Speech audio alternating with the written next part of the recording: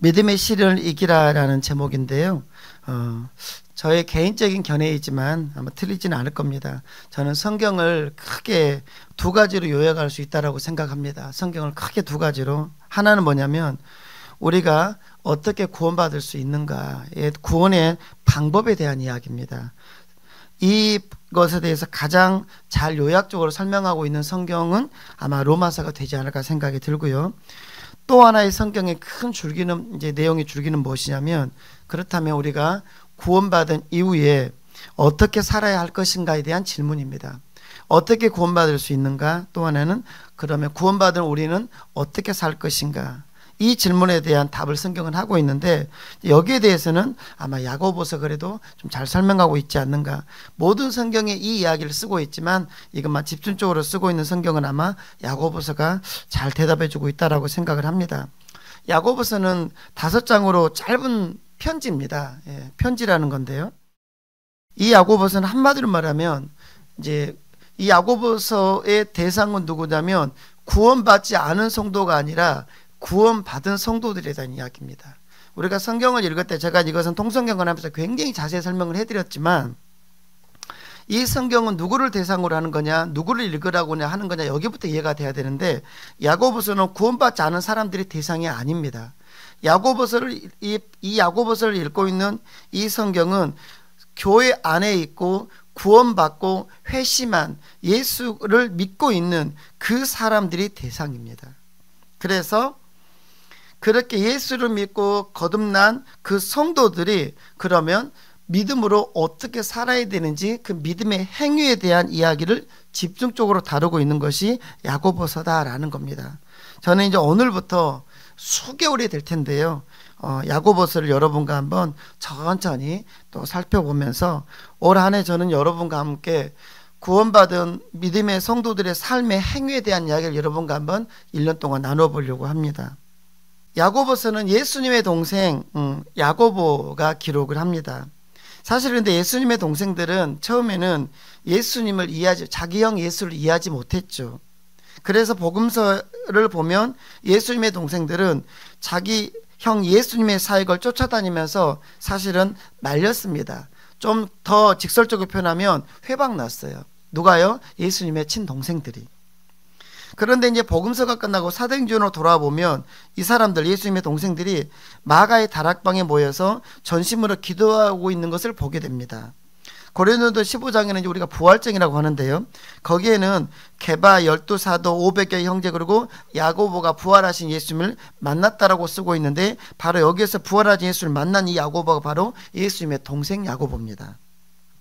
오늘 본문 1절을 보면 이렇게 쓰고 있습니다. 이렇게 시작하고 있는데요. 하나님과 주 예수 그리스도의 종 야고보는 흩어져 있는 12지파에게 문안하노라. 이렇게 야고보서가 시작이 됩니다. 이 인사만 해서 야고보는 자기 형이었던 예수님을 뭐라고 말합니까? 이제는 주 예수 그리스도 구원자라고 쓰고 있습니다. 처음에는 자기 형을 이해할 수 없어서 좀 돌았나? 이렇게 생각을 했는데, 이제 시간이 흘러가면서 그 십자가에 죽은 자기 형 예수, 그런데 그 자기 형 예수가 부활했고 그 부활한 자기 형 예수를 만난 겁니다. 그리고 어떻게 해요? 이제 믿음이 생겼겠죠. 그래서 이곳에서는 뭐라고 말합니까? 이제 형 예수님이 자기 육신의 형이었고 정신 이상해서 약간 이상한 사람이 아니라 주 예수 그리스도다라고 쓰고 있단 말이에요. 그리고 더 나아가 뭐라고 말합니까? 주 예수 그리스도의 누구라고 말합니까? 종 야고보는 이렇게 씁니다. 더 나아가 자기 영어는 뭐라고요? 나 자신을, 나는 우리 예수 그리스도 내 형이었던, 그러나 그분은 내 형이었지만 형이 아니고 누구였다? 메시아였는데 그분의 나는 무엇이다? 종이다 라고 말하고 있습니다. 그리고 이제 누구에게 편지하고 있다고 합니까? 흩어져 있는 12지파. 유대민족은 잘 아시겠지만 환란을 많이 당했기 때문에 세계 각국에 흩어져 살았고요. 그래서 디아스포라, 즉 흩어진 사람들이라는 별명을 이들은 가지고 있습니다. 지금도 전 세계 가장 많이 흩어져 있는 민족은 유대인이라고 합니다. 야고보는 지금 그래서 이 야고보는 예루살렘 교회의 감독입니다. 이제 쉽게 말하면 단임 목회자라고 생각하시면 쉽겠습니다. 여기에서 30년을 목회를 했는데 초대교회 당시에 예루살렘 교회는 어떤 위치였냐면 전 세계에 흩어져 있던 모든 교회 어찌 보면 모교회 역할을 하고 있던 교회가 예루살렘 교회였습니다. 쉽게 말하면 정신적인 지주였고 모든 것을 주관하고 있었던 가장 중요한 교회가 예루살렘 교회였는데 바로 이 교회의 감독으로 30년 동안 목회했던 사람이 누구였냐면 예수님의 동생이었던 야고보. 그리고 그 사람이 이제 어떻게 해요? 이 야고보서를 써서 흩어져 있는 유대인들, 쉽게 말하면 하나님을 믿고 거듭난 사람들에게 지금 편지를 썼다라는 이야기입니다. 왜요? 그 사람들을 하나님의 마음으로 격려하고 위로하기 위해서입니다. 여기에서는 근데 우리가 하나 배경을 아셔야 됩니다. 왜 이게 됐는지. 야고보서가 쓰여진 배경은 이제 로마 대화제 이후의 이야기들입니다. 자, 이제 잘 들어줘 보세요. 오늘 이 이야기에서 우리 야고보서 시작이 돼야 되는데 그렇지 않으면 야고보서는 오해를 하는 성경이 됩니다. 자, AD 64년, 지금은 AD 2025년이잖아요. 그래서 AD 64년에 세계에서 어떤 일이 하나가 있었냐면 로마의 대화제가 일어납니다. 로마에서 화제가 일어났는데 세계사에 이걸 꼭 로마 대화제라고 합니다. 무슨 말이냐면 당시 세계를 지배하고 있던 나라는 로마잖아요.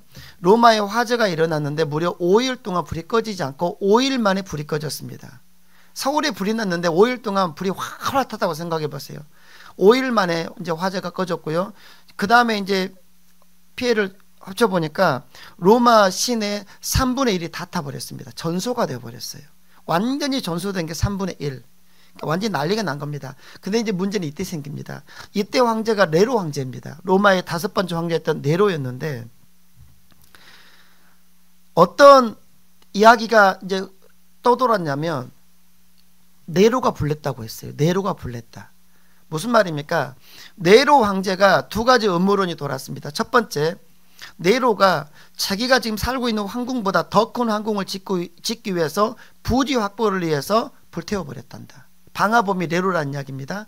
그게 근거가 있었던 게 뭐냐면 그 즈음에 무엇이 하나가 발견됐냐면 새로운 황궁을 짓고자 하는 황국의 설계도가 발견이 되어버렸어요. 그래서 이게 힘을 실었던 겁니다. 또 하나의 이야기가 어떤 이야기가 돌았냐면 네로는 뮤지션 같은 아주 예술적 감각이 뛰어났던 황제였는데 곡이 써지지 않으니까 일부러 불을 내놓고 불이 나가지고 사람들이 미쳐가지고 발딱발딱 뛰는 모습을 보면서 미친 사람처럼 곡을 지었단다라는 이야기가 떠돌았어요. 자, 이러다 보니까 어떻게 됐습니까? 재산을 다 잃어버리고 화재에서 수많은 사람을 죽었는데 이제 누군가를 향해서 돌을 던지고 싶은 로마의 시민들의 이제 네로를 죽이게 생겼습니다. 예. 그냥 정치적으로 위기에 몰린 게 아니라 죽게 생긴 거예요. 그러자 네로는 어떻게 되냐면 자기가 살기 위해서 방화법을 그 시민들에게 내어 주어야 됐던 겁니다. 네로가 지명한 방화법이 바로 초대 기독교인들이었습니다. 초대 기독교인들. 그래서 여러분이 잘 아시는 기독교 10대 박해가 있습니다. 10대 박해가 바로 AD 64년 로마 대화제 때부터 AD 64년에서 AD 311년까지 약 250년인데 250년 동안 여러분이 잘 아시는 기독교 10대 박해가 일어납니다. 이때 어떤 일이 있습니까? 우리가 영화에서 보는 것처럼 원형 경기장에서 기독교인들이 사자의 밥이 되기도 하고 검도사들이 찔려 죽기도 하고 화형을 당하기도 하고 톱에 잘려 죽기도 하고 이 이야기가 어디서 나오냐면 히브리서에 나옵니다. 히브리서에 나오고 있었던 그 환란의 이야기가 바로 로마에서 있었던 10대 박해 때 이야기입니다. 무려 250년간입니다. 그 시발점이 되었던 사건이 바로 AD 64년의 로마 대화제입니다. 자, 그러다 보니까 이때부터 초대교회는 어떤 일이 벌어지냐면 기독교인들을 이제 로마라는 제국이 조직적으로 핍박하는 게 아니라 죽이기 시작했습니다. 기독교인이라고 하면 다 죽였어요. 근데 이때 여러분 하나 아셔야 될 게 유대인들은 죽이지 않았습니다. 기독교인만 죽였어요. 하나님 믿는 사람은 살려주었고 예수 믿는 사람만 죽였단 말입니다. 이게 지금 이때 당시 초대교회가 당면하고 있던 외부적인 큰 위협이었습니다. 두 번째, 내부적으로는 어떤 일이 이때 있었냐면 이제 유대인들에 의해서 유대 율법주의자들에 의해서 초대교회 내부에 이단 사상이 들어왔습니다. 예수를 복음만 믿으면 구원받는 게 아니라 율법을 또 지켜야 되고 할례도 행해야 되고 이런저런 걸 해야 구원받는다라는 다른 복음을 전해졌습니다. 그러다 보니까 안 그래도 로마 때문에 정신이 없는 초대교회고 그러는데 내부적으로는 신앙적으로 다 흔들어 버리는 거예요. 자, 그러니까 어떤 일이 벌어졌었냐면 초대교회 내에서 그러고 다니까 이제 어때요? 기독교인들이 초대교회 성도들이 유대교를 다 복귀를 해버립니다. 유대교회에서 기독교인이 되었는데 다시 어떻게 해요? 유대교로 돌아갑니다. 왜요? 유대인들은 죽이지 않았거든. 유대교는 죽이지 않았고 로마의 박해의 대상이 아니었거든요.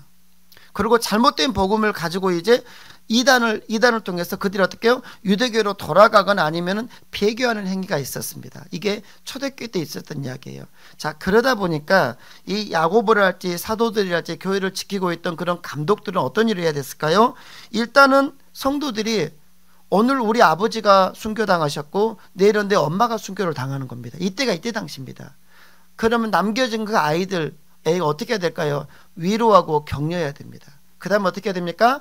이제 유대교로 돌아가거나 배교하려고 하는 사람들이 배교하지 못하도록 어떻게 그들을 잡아줘야 됩니다.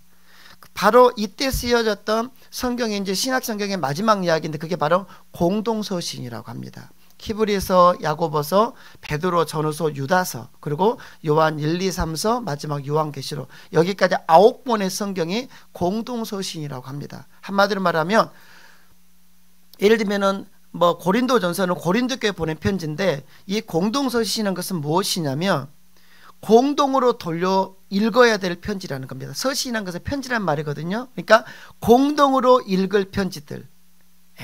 그래서 말하고 있죠. 흩어진 1절에 뭐라고요? 흩어져 있는 12지파에게 문안한다. 이 말은 무엇이냐면 지금 이 유대의 땅과 그 다음에 전 세계에 흩어져 있는 기독교인들이 있습니다. 이들이 초대교회 성도들인데 이들이 지금 어떻게 해요? 이런 상황 가운데에서 막 흔들리고 있습니다. 죽고 싶은 사람이 어디 있겠어요? 순교당하고 싶은 사람이 어디 있겠어요? 오늘 우리 아버지가 순교당했고 다음 날은 우리 삼촌이 돌아가셨고 그 다음 날은 이제 이모가 사자의 밥이 되었어요. 그러니 이제 가슴이 조마조마합니다. 나도 죽음으로 신앙을 지켜야 되나? 아니 그냥 유대로 갔다 다시 돌아올까? 이런 상황에 있었던 것이 이제 이때부터 한 수백 년 동안 이어집니다. 그러면 남아있는 지도자들, 목회자들, 지도자들은 뭔 이야기 해야 될까요?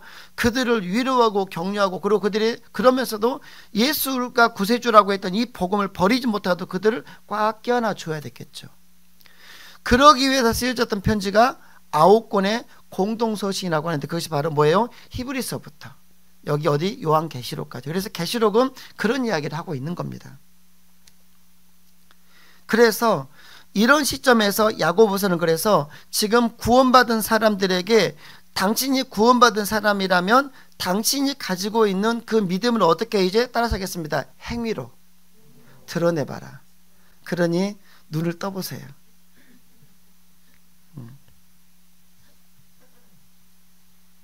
눈 뜨면 설교 빨리 끝내드릴게요. 아멘. 내가 오늘은 그랬어요. 오늘은 내가 설교 빨리 끝낸다. 눈 뜨면 빨리 끝내드릴게요. 예. 로마의 무시무시한 박해가 시작되었던 그 시발점이 어디냐면 AD 64년 로마 대화제라는 겁니다. 이건 반드시 아셔야 돼요. 그때부터 초대교회 분위기가 확 바뀝니다. 그 이전에는 이제 초대교회는 초기 교회는 유대인들이 박해하고만 싸웠어요.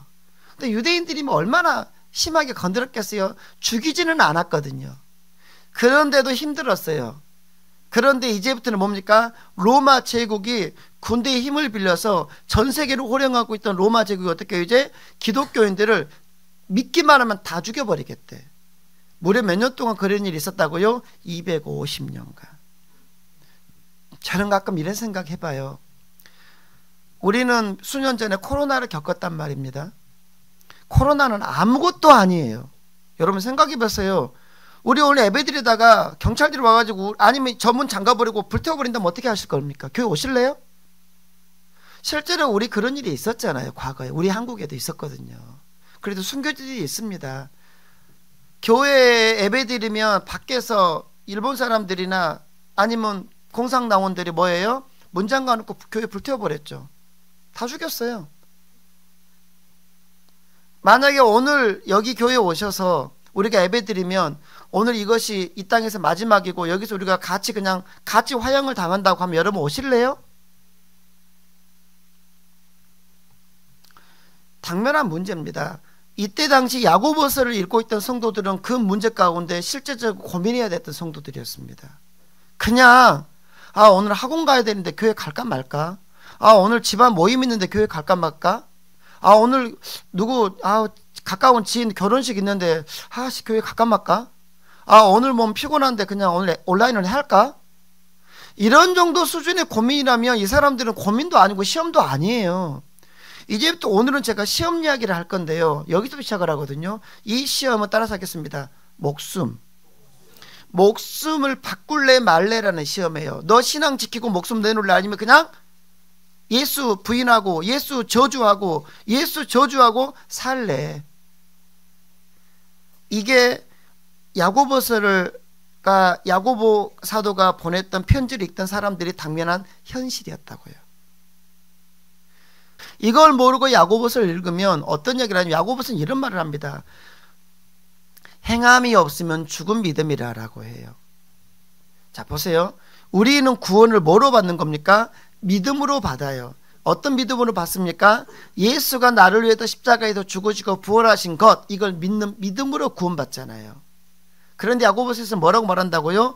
행함이 없으면 죽은 믿음이다. 이 죽었다라는 단어에는 없다라는 원뜻이 있습니다. 쉽게 말해 이걸 원어로 바꾸면 이런 뜻입니다.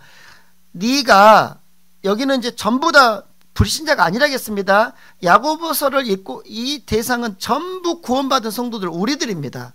이 편지는 안 믿는 사람이 읽는 편지가 아니에요. 그래서 당신 믿죠? 당신 구원받았죠? 당신 거듭났죠? 자, 그러면서 하는 말입니다. 그렇다면 당신이 행함이 없다. 근데 거듭났다고 했는데 나 예수 믿는다고 하는데 뭐예요? 행함이 없어. 사랑하지 않아. 예배드리지 않아. 헌금하지 않아. 봉사하지 않아. 또 하나 예수를 마음은 아니지만 입술로 부인해. 이런 행함이 없으면 뭐한다? 죽은 믿음이다. 믿음이 없다. 그 말은 뭐예요? 믿음이 없는 것은 구원 받아요? 못 받아요? 믿음이 없으면 구원 받아요? 못 받아요? 못 받아요. 그러니까 이 말은 직설적 표현하면 당신 행하지 않으면 행함 없으면 당신 구원 못 받습니다라고 해석이 돼버리는 거예요. 그러면 이제 어디하고 부딪히냐면 로마서하고 부딪힙니다. 로마서는 뭐예요? 로마서는 오직 의인은 믿음으로 살 거다. 그러니까 행함으로 구원받는 게 아니라 뭐로 구원받는다? 믿음으로 구원받는 거야. 한쪽에서는 바울은 그렇게 말했는데 여기서 야고보라는 예루살렘 교회 담임 목사는 꼭 어떻게 말한 것처럼 들리냐면 행함 없으면 구원 못 받으라고 하니까 이게 안 맞는 거예요. 근데 두 사람 다 같은 말하고 있는 겁니다. 무슨 말입니까? 제가 다 설명한 이야기입니다. 통성경을 할 때. 자, 뭐예요?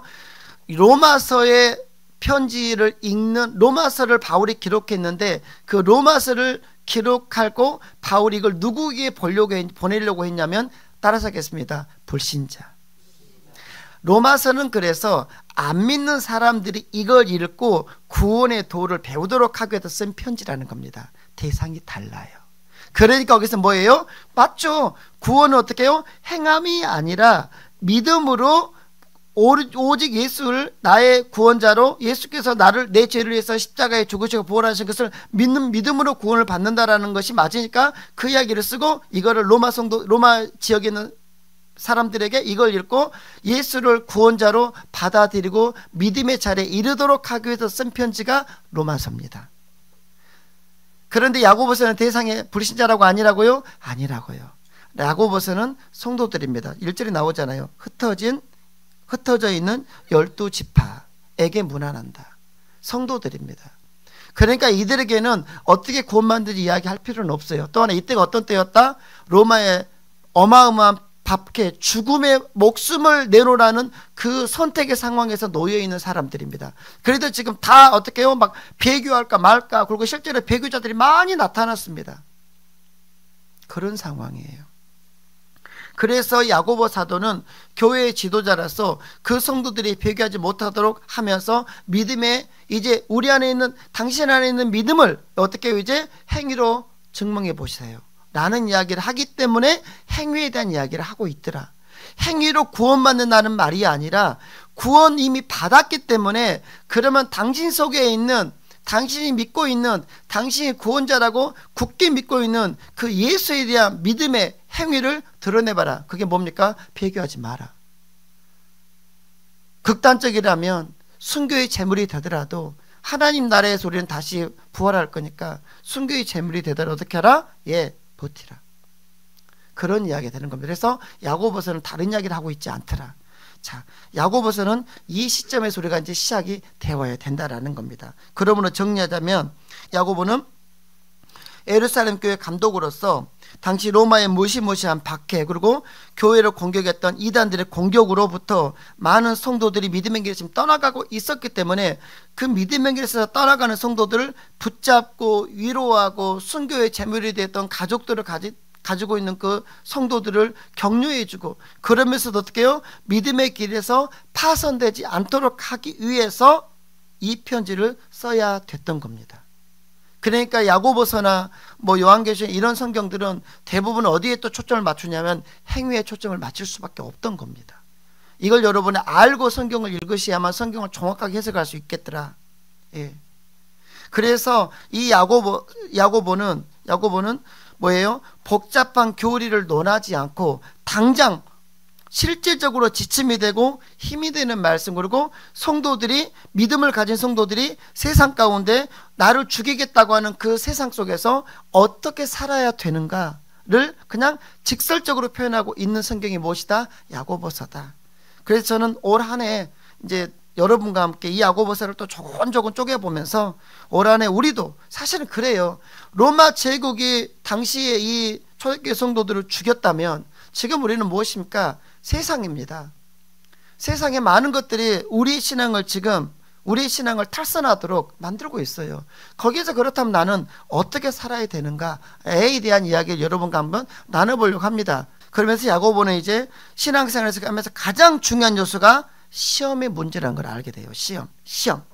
그래서 편지를 시작하면서 가장 먼저 뭐라고 말하냐면 따라서 하겠습니다. 믿음의 시련을 이기라. 이게 지금 오늘 말씀의 제목입니다. 야고보서 막 시작하면 뭐부터 이야기하냐면 믿음의 시련을 이기랍니다. 그래서 저는 그러면 우리에게 닥쳐오는 우리가 믿음의 삶을 살면서 우리에게 닥쳐오는 수많은 시험거리들 이것들을 이기기 위해서 우리에게는 무엇이 필요한가 이걸 여러분과 나누려고 하는데 네 가지가 있는데 오늘은 한 가지만 하고 마치도록 하겠습니다. 한 가지만요. 자, 따라서 하겠습니다. 믿음의 시련을 온전히 기쁘게 여겨야 합니다. 예, 우리에게는 시험이 다가오고 시련이 다가오는데 믿음의 여정에서 초대교회 성도들은 그 시련이 뭐였습니까? 죽음이었어요. 죽음. 로마 제국이었습니다. 그걸 이기기 위해서 우리 어떻게 되는가? 예, 말이 안 되지만 기쁘게 여기랍니다. 이 뭔 소리야? 어떻게 믿음의 시험을 어떻게 기쁘게 여길 수 있는가? 자, 2절을 보세요. 다 같이 읽어볼까요? 시작. 내 형제들아 너희가 여러 가지 시험을 당하거든 예, 온전히 기쁘게 여기라. 성경에서 말하는 시험은 두 가지로 분류가 됩니다. 하나는 뭐냐면 하나님이 주시는 것이 있고 또 하나는 마귀가 주는 게 있습니다. 시험이라는 게 하나에서 오는 게 아니라 어떤 것은 하나님으로부터 시험이 오고 어떤 것은 마귀로부터 옵니다. 이거 우리가 구별을 해야 돼요. 자, 그러면 하나님도 우리를 시험하시거든요. 하나님으로부터 오는 시험은 무엇이냐면 우리 성도들의 훈련과 성숙을 위한 목적이 있습니다. 우리를 훈련시키고 우리를 성숙시켜서 우리가 복을 주시려고 하나님 우리를 시험하십니다. 그런데 마귀라는 놈도 우리를 시험합니다. 그건 뭐였어요? 성도들을 멸망으로 이끌어가려고 그때는 유혹하는 겁니다. 그래서 성경의 원어도 다르고 영어 성경도 단어가 다릅니다. 근데 우리 한글 성경, 여러분 성경 그냥 다 이것도 시험 저것도 시험이라고 번역이 되어 있는데 시험의 출처가 달라요. 하나님은 우리를 훈련시키고 성숙시켜서 우리에게 복을 주시려고, 마귀라는 놈은 우리를 멸망하도록 하기 위해서 우리를 유혹하는 시험. 근데 여기 2절 너희가 여러 가지 시험을 당하거든 기쁘게 여기래요. 그러면 이 시험은 마귀가 주는 것 같습니까? 하나님이 주는 것 같습니까? 이건 하나님부터 오는 시험을 말합니다. 이런 것들이 성경이 어려운 겁니다. 이게 마귀가 오는 시험을 기쁘게 여겨, 이 말이 아니라 너희가 하나님으로부터 여러 가지 시험을 만나거든 어떻게 하라? 기쁘게 여겨라. 왜 그러라는 겁니까? 이거 잘 견뎌내며 이거 잘 통과하면 뭐하니까? 성장하고 복된 삶을 살 수 있을 거니까. 자, 여기서 야고보는 그냥 단도직입적으로 말 돌리지 않고 한마디로 딱 찍어서 말합니다. 우리 시험 당할 때 어떤 태도 취한가? 기쁘게 여겨라. 온전히 기쁘게 여겨라. 여기서 여기라는 말씀은 우리가 시험을 만났을 때 온전히 기쁘게 여기라. 여기서 이 여기라는 단어는 이런 단어입니다. 시험을 만났을 때 왜 나에게 이런 시험이 오지? 이런 식으로 놀라고 당황하고 불평하지 말고 시험 당한 것을 당연하게 여기고 하나님으로부터 내가 시험 받는 것을 당연하게 여기고 기쁘게 여겨라 라는 이야기입니다. 여러분, 이 여긴다라는 말씀은 굉장히 중요한 의미입니다. 보세요. 이런 이야기입니다. 우리가 오늘 주일이잖아요. 주일날은 어떤 경우라도 아까 말씀드린 것처럼 가정에 대수사가 있고 학생들은 어떤 시험이 있고 뭐가 있고 있다 하더라도 그냥 주일은, 따라서 하겠습니다. 주일은 내 날 아닙니다. 주일은 어떤 경우라도 내 날이 아니고 내 사정을 보는 날이 아니고 교회에 가서 예배하는 날로 여기면 교회 가는 날로 예배하는 날로 하나님께 영광 돌리는 날로 여기면 뭔 일이 있더라도 그냥 여겨버리면 마귀가 어떤 방해를 하더라도 주일 성수하는 것 때문에 시험 들지 않아. 여기면 그래요. 주일날을 내 날이 아니고 주일은 당연히 성도로서 권사로서 안수집사로서 집사로서 어떻게 주일날은 당연히 예배 드리는 날로 여겨버리면 시험거리 안 들어요. 12월조 하나님께 드리는 것, 헌금 생활하는 것, 교회에서 봉사하는 것, 설거지하는 것, 밥하는 것, 청소하는 것, 아이들 돌보는 것, 이것들을 어떻게 해요? 당연한 성도의 의무로서 여겨버리면 우리는 청직이기 때문에 당연히 내 소득의 10분의 1을 하나님께 구별하여 드려야 된다라고 여겨버리면, 근데 지금 내가 마음이 아직은 거기까지 믿음이 안 돼서 잘 못해. 그러면 이걸 당연하게 여기는 성도는 이런 반응이 나타납니다. 못하고 있으면 죄송한 거예요. 사정 때문에 봉사하지 못하고 있으면 죄송한 거예요. 그런데 이걸 여기지 않으면, 성도로서 당연한 것으로 해야 함으로 여기지 않는다면 왜 자꾸 설거지하라게, 왜 자꾸 헌금하라고 그래. 여긴다라는 것은 제가 이런 이야기를 할 때 이제 성도로서 그래 마땅히 같이 해야 된다고 여겨버리면 이런 말을 할 때 시험 안 들어. 그리고 당연하다라고 보는 거예요. 그리고 여건이 된다면 이제 같이 해보는 거예요. 근데 이게 여겨지지 않으면 우리 야고보 사도가 그러잖아요. 온전히 기쁘게 여기라. 네가 시험을 당하면, 시험을 만나면 어떻게 하라? 온전히 기쁘게 여겨버려라 하고 있는데 이렇게 여겨버리면 괜찮아요. 그러면 괜찮아. 그럼 어떻게 해요 이제? 목사님 말씀 들어보니까 이만큼 좀 찔린다. 이러면 고마운 거예요. 그럼 어떻게, 그러고 나서 따라하셨습니다. 다음에는 하겠습니다. 그러면 돼요. 그러면 교회는요, 여기서 더 커지더라도 아무 문제 없습니다. 그러지 않으면요, 더 커지면 누가 제일 먼저 시험 드는지 아십니까? 저는 다 그걸 봤어요. 일꾼들이 시험 들어요. 그러다 어느 순간 되면 진짜 일꾼들이 교회를 떠납니다. 왜요? 못 해먹겠대. 여러분, 여기셔야 됩니다. 그래야 교회는 평안합니다. 다른 게 아니에요. 성경을 많이 알고 기도를 몇 시간 하고 하나님과 막 깊이 소통하는 거 중요합니다. 그러면 그 신앙을 가지고 성도들 간의 삶의 현장에서 그 성숙함을 보여주시라는 거예요. 내가 성경을 많이 알고 하나님을 깊이 알고 기도를 통해서 하나님의 마음을 많이 알고 있다면 이제 이런 식으로 삶의 현장에서, 성도의 삶의 자리에서, 목장에서의 목장 활동과 교회의 어떤 성도로서 의무를 행함에 있어서 그 성숙함을 드러내 주시라는 거예요. 그게 무엇입니까? 그분이 진짜 성도들입니다. 그분이 인격인 거예요. 여러분, 야고보 사도는 이런 말을 합니다. 말씀을 마칩니다. 어떤 이야기를 하는 겁니까? 죽음의 위기 상황에서 예수를 믿을래? 그러면 죽일 거야. 예수를 안 믿어 부인해봐. 그럼 살릴 거야. 이 상황에 있는 성도들에게 쓴 편지입니다. 목숨을 걸고 지금 선택의 상황, 시험의 상황에서 어떤 시험거리를 할 건지. 근데 야고보는 바로 이 말부터 해버립니다. 2절에서 무난한 다음에 뭐라고 합니까? 시험을 만나거든 기쁘게 여겨라. 무진장, 이 말은 바꿔 말하면 죽어란 이야기입니다. 복음을 가지고 예수와 함께 죽어라. 그렇다면 어떻게 하겠다? 그 다음의 이야기는 다시 하는 겁니다. 이제 그럼 우리에게는 이런 것들이 있단다. 여러분 안에 어려움이 있을 거라고 생각이 합니다. 그러나 그 어려움이 당연해야 된다라면, 받아들이고 싶지는 않고 하고 싶지는 않지만 그래도 이것이 당연한 것이라면, 따라서 하겠습니다. 기쁘게 여깁시다. 그러면 시험은 통과할 수 있습니다. 왜 시험을 기쁘게 여겨야 되는지 구체적인 이야기는 제가 잘 갔다 와서 여러분과 함께 말씀을 나누도록 하겠습니다. 우리 같이 기도합시다.